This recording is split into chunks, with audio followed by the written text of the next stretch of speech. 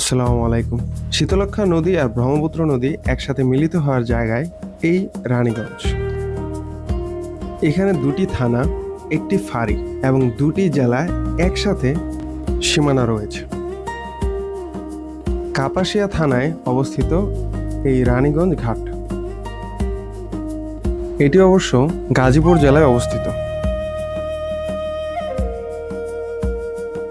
আড়াল ঘাটটি পড়েছে আড়াল ফাঁড়ির আন্ডারে, যেটি অবশ্য কাপাসিয়া থানার অধীনে এবং গাজীপুর জেলায় অবস্থিত।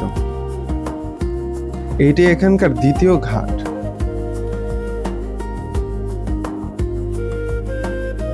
মনোহরদী জেলায় অবস্থিত লাকপুর। এখানের মনোরম পরিবেশ এবং আশেপাশের মানুষগুলো খুব সহজ সরল জীবনযাপন করে থাকে। এই তিনটি ঘাটই শীতলক্ষ্যা নদীর পাড়ে। শীতলক্ষ্যা নদীর বুকে দুটি চর রয়েছে।